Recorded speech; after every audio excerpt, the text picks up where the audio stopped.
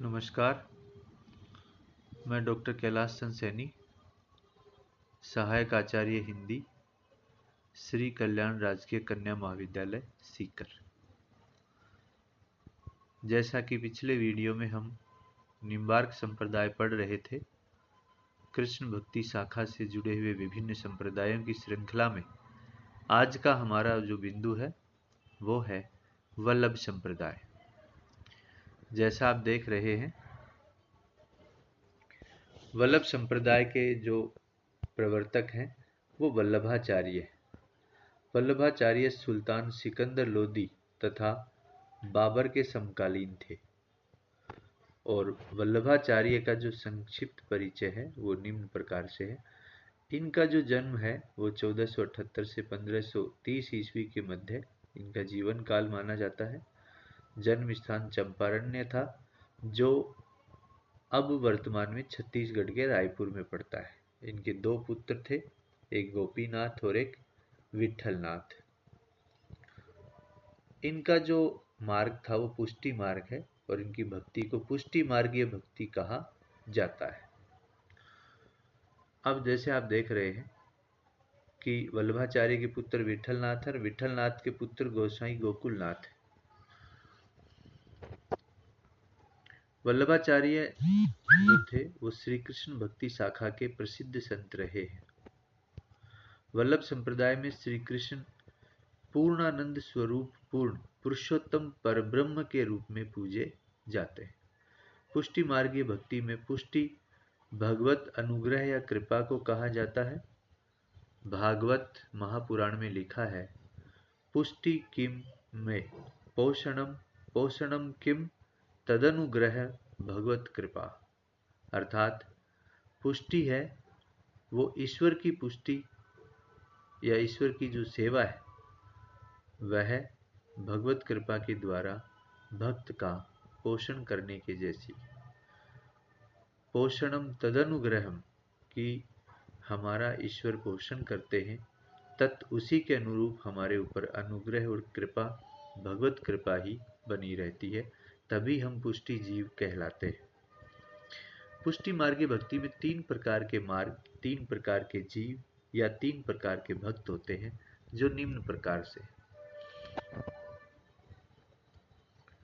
मर्यादा मार्ग, जिसको वैदिक मार्ग कहा गया है, प्रवाह मार्ग जो लौकिक सुख भोगने का मार्ग है, और एक पुष्टि मार्ग जिसको भक्ति मार्ग कहा गया है। मर्यादा मार्ग से मर्यादा जीव गुजरते हैं, प्रवाह मार्ग से प्रवाह जीव, पुष्टि मार्ग से पुष्टि जीव। मर्यादा जीव मर्यादा भक्ति करते हैं, प्रवाह जीव प्रवाह भक्ति, पुष्टि जीव पुष्टि या शुद्ध भक्ति करते हैं। वल्लभाचार्य ने निम्नलिखित ग्रंथों की रचना की है, जैसे पूर्व मीमांसा भाष्य, उत्तर मीमांसा या ब्रह्मसूत्र भाष्य जो अणुभाष्य के नाम से प्रसिद्ध है। इनके शुद्धाद्वैतवाद का प्रतिपादक यही प्रधान दार्शनिक ग्रंथ है। श्रीमद् भागवत की सूक्ष्म टीका तथा सुबोधनी टीका, तत्वदीप निबंध, अणुभाष्य वल्लभाचार्य का अधूरा ग्रंथ था, जिसे उनके पुत्र विठलनाथ ने पूरा किया। कि जो अणुभाष्य ग्रंथ था उसको विठलनाथ ने पूरा किया। वल्लभ संप्रदाय में अष्टयाम की सेवा का उल्लेख है, यानी भगवान श्री कृष्ण की आठों याम यानी प्रहर, आठों प्रहर की भक्ति को महत्व दिया गया है।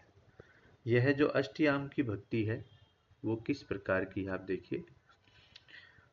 सबसे पहले है मंगलाचरण, उसके पश्चात श्रृंगार, फिर ग्वाल, फिर राजयोग, फिर उत्थापन, उसके पश्चात भोग, फिर संध्या आरती और फिर शयन। ये 8 याम की भक्ति है जिसको अष्टयाम भक्ति कहते हैं, और यह अष्टयाम की सेवा विभिन्न चरणों से गुजरती है। सन 1519 ईस्वी में वल्लभाचार्य के शिष्य पूर्णमल खत्री थे। उन्होंने गोवर्धन पर्वत पर श्रीनाथ जी का मंदिर बनवाया, जिसका प्रबंध दायित्व कृष्णदास पर था, जो अष्टछाप के कवि हैं। गोस्वामी विठलनाथ सन 1565 ईस्वी में 4 वल्लभाचार्य और 4 अपने शिष्यों को मिलाकर इन्होंने अष्टछाप की स्थापना की। जैसा आप जानते हैं कि अष्टछाप की स्थापना विट्ठल नाथ ने सन 1565 ईस्वी में की। 4 वल्लभाचार्य जी अपने पिताजी के शिष्य और 4 स्वयं के शिष्य लिए। वल्लभाचार्य के कुल 84 शिष्य थे और विट्ठल नाथ के कुल 252 शिष्य थे। अब आपने 2 रचनाएं सुनी होंगी, पढ़ी होंगी कि 84 वैष्णवन की वार्ता और 252 वैष्णवन की वार्ता वो विट्ठल नाथ के पुत्र गोसाई गोकुलनाथ ने लिखी है। तो इससे यह स्पष्ट हो गया कि 84 शिष्य तो वल्लभाचार्य के थे और 252 शिष्य विट्ठल नाथ के थे। अब हम कालक्रम के अनुसार अष्टछाप के 8 कवियों का विस्तार से वर्णन करें।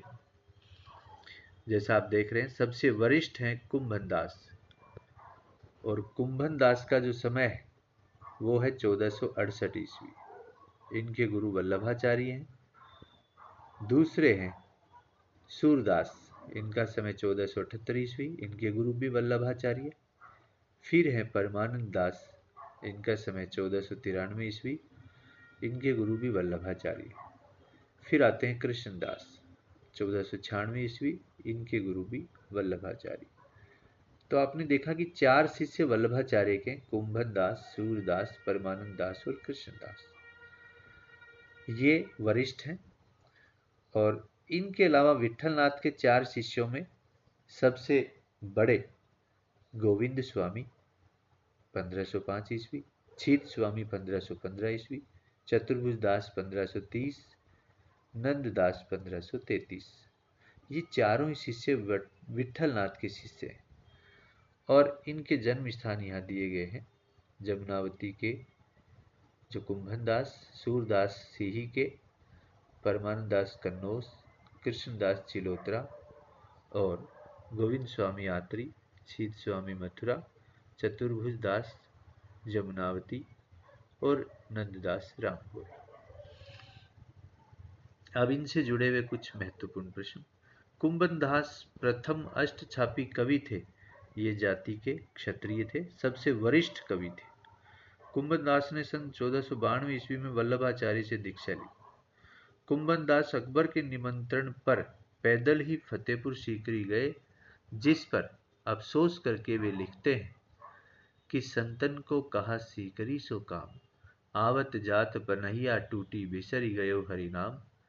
कि संतों को सीकरी से क्या काम है, अर्थात आते जाते उनकी पनहिया, जूतियों को कहते हैं, जूतियां टूट गई है और अब तो ऐसी दशा है कि बिसरी गयो हरि नाम, हम हरि का नाम भी भूल गए।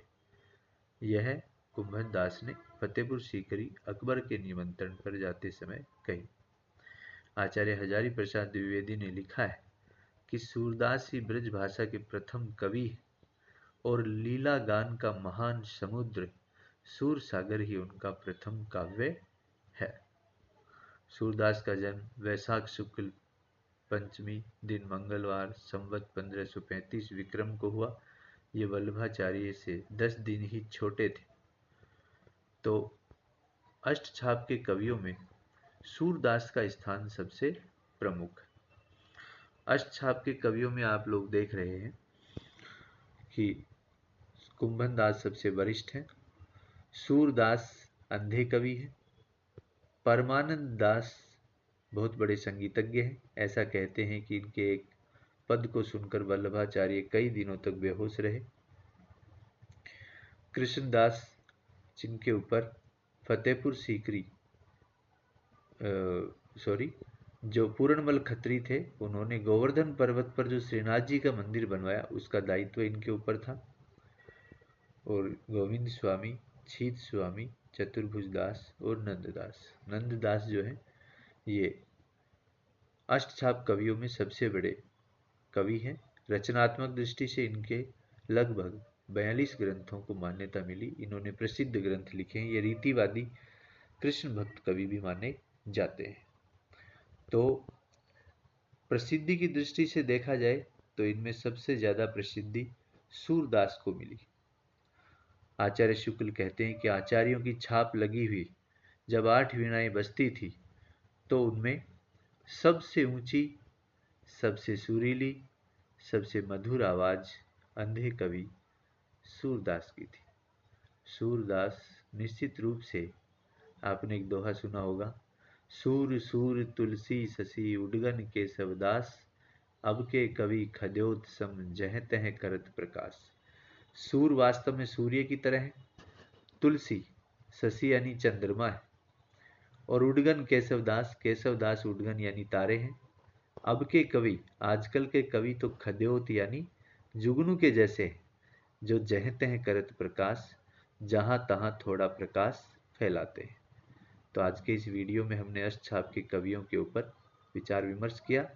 अगले वीडियो में हम सूरदास को विस्तार के साथ अध्ययन करेंगे। धन्यवाद।